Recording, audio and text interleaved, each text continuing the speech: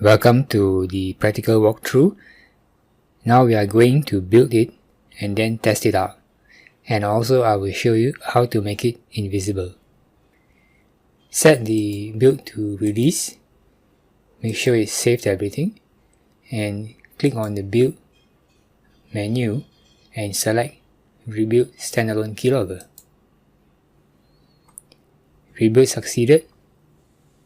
Go to the Red Projects 2 folder and open the standalone keylogger folder. Look for the bin folder. Inside it, open the release folder. So this is our standalone keylogger exe file.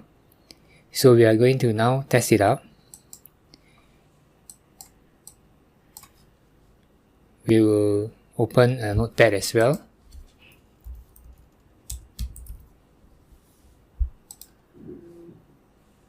And put our notepad here. Now we will run our standalone keylogger by double clicking, and in the notepad we will type something. Hit enter to go to new line, and now we are in a new line. Type something else. Hit enter again. And then type the third line. Hit enter. Try to enter some special symbol like maybe abc@gmail.com, and then let's enter a URL.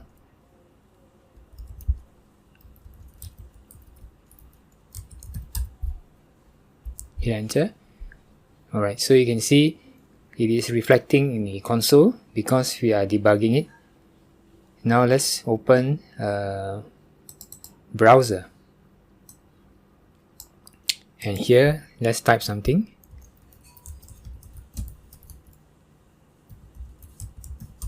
Hit enter.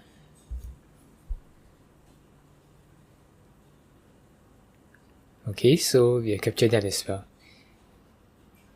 Now we will open our keystrokes file that has been created and see what has been captured. And you can see this is the keystroke log file. Let's compare it with what we typed in the notepad. When the program starts, it captured the active foreground window and save it here. Then when we open our notepad, it captured notepad as a foreground window, and we started typing first line, second line, third line, first line, second line, third line, and it was captured. We also typed an email address which contains special symbols, the alias symbol. It was also captured. Then we also typed colon and forward slashes for the URL, and it was also captured. And then when we switch over to Idle and Explorer, those windows were also captured. And then when we open our Google Chrome, it also was captured. And then when we were in Google Chrome, we typed in crackinglessons.com, and that was also captured. And then now we are in Explore. Then we went to Explorer window, and that was also captured. So you can see, this is what I mean by saving all these symbols. So let's try put the escape and control key, and you will see what I mean. So let's close these keystrokes. Now we are here. Let's type something. Then we press the delete key. Delete key is invisible. Now we press the backspace. The backspace character is also invisible, cannot be seen. It is not actually a character at all. Then we press the escape key. Escape is also a non-character. And now I'm going to press the control key, also non-character. Now we take a look at the keystrokes folder, and you will see it's got all the delete key, back key, escape key, control key. All that was captured and saved in the log file as well. So that is possible because whenever we capture a non-character, we get a string. So over here, the replace string function replace those strings with a symbol that we can easily recognize when it is written to the log file. That is why we are doing all this. And when we hit the enter key, we replace it with the carriage return line feed so that our keylog file can go to the new line. Over here, as you can see, each of these goes to a new line when you hit the enter key. So this shows how the keylogger works in practice.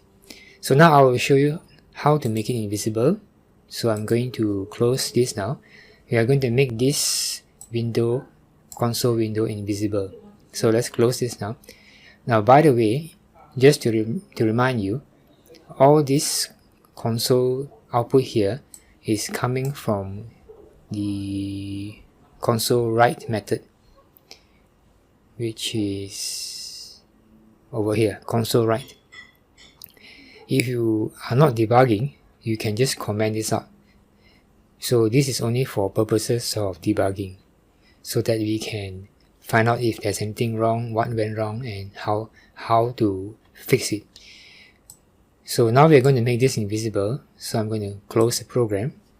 To make it invisible, just open the properties link here, double click on it to open it.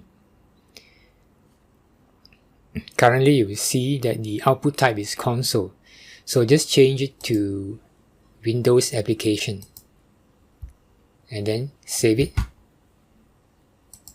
and then you can close this now and click on the build menu and select rebuild standalone keylogger.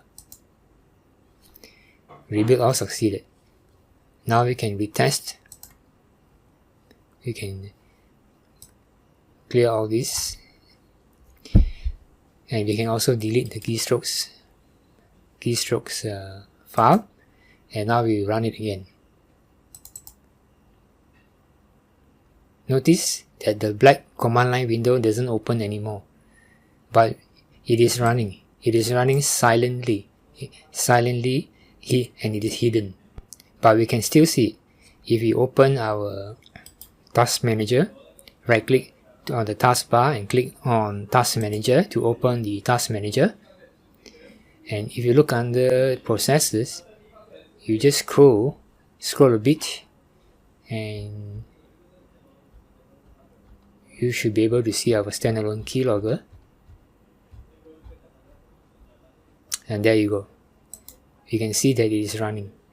If you were going to deploy this in a real life environment, you should give it a more discrete name rather than keylogger.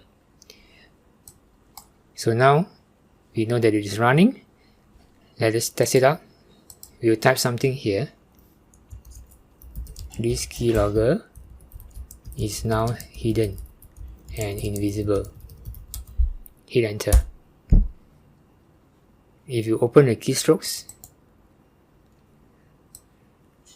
you can see it is still working. This keylogger is now hidden and invisible. So this is how we make it invisible. Now, in order to kill the keylogger, we need to open the task manager. It is still open here. So just select the keylog, the standalone keylogger, and then hit end task over here. And that's how you stop the keylogger.